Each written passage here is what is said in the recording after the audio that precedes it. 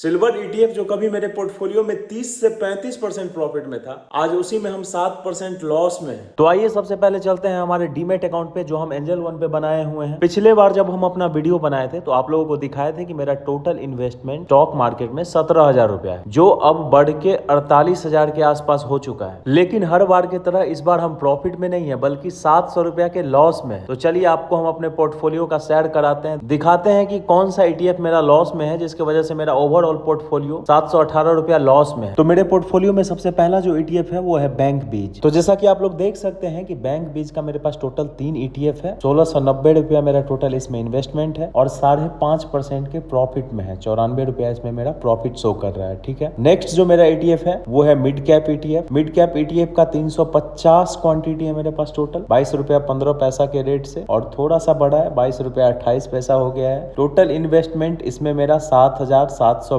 है और इसमें एक मतलब बहुत ही छोटा सा अमाउंट प्रॉफिट में है, लगभग 0.5% के प्रॉफिट में है। 45 रुपया इसमें मेरा प्रॉफिट हुआ अभी तक। अच्छा, इस वीक में हम 2 नया ईटीएफ भी ऐड किए हैं, जिसमें पहला है मोतीलाल ओसवाल का डिफेंस ईटीएफ, जिसमें डिफेंस का जितना भी बड़ा बड़ा कंपनी है इंडिया में, जैसे कोचिन शिपयार्ड हो गया, इस तरह की कंपनियां लिस्टेड है, तो इसका हम 2 ईटीएफ अभी खरीदे हैं। इसमें मेरा टोटल इन्वेस्टमेंट 185 रुपया है और इसमें खरीदते ही अगले दिन 3% लॉस में है। 5 रुपया के लॉस में है इसमें हम। अच्छा, अगला ईटीएफ जो हम खरीदे हैं वो भी मोतीलाल ओसवाल का ही है, मॉन 100। ये ईटीएफ क्या है ना कि ये अमेरिका का टॉप 100 कंपनी का एक ईटीएफ है, जो नैस्डैक में लिस्टेड कंपनियां हैं, बड़ी कंपनियां। तो इसका भी हम 2 ईटीएफ खरीदे हैं, 241 रुपया इन्वेस्ट किए हैं हम। अच्छा, अब अगला जो हमारा ईटीएफ है वो है मोतीलाल ओसवाल का स्मॉल कैप 250, 8,640 रुपया इन्वेस्ट किए हुए हैं और 25 रुपया के इसमें लॉस में चल रहे हैं अभी। ठीक है, अगला जो हमारा ईटीएफ है वो निफ्टी बीज है और उसका अपडेट ये है कि उसमें 7,073 रुपया इन्वेस्ट किए हुए हैं और ये 2.86% के प्रॉफिट में चल रहा है। 202 रुपया इसमें मेरा प्रॉफिट शो कर रहा है।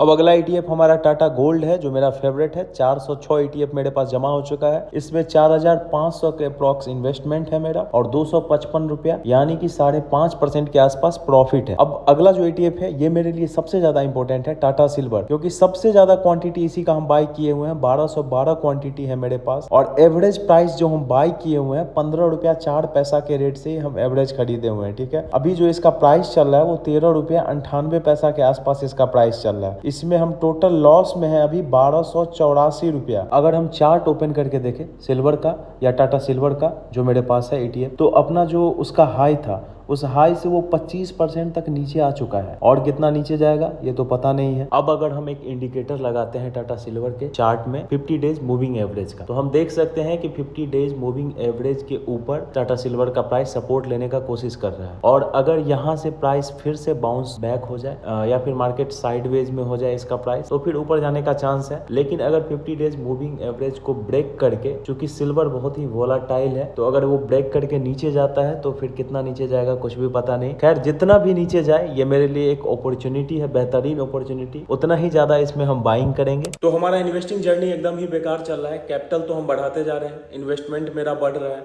लेकिन उस हिसाब से प्रॉफिट नहीं हो रहा है। ओवरऑल पोर्टफोलियो मेरा 700-800 रुपया लॉस में ही है।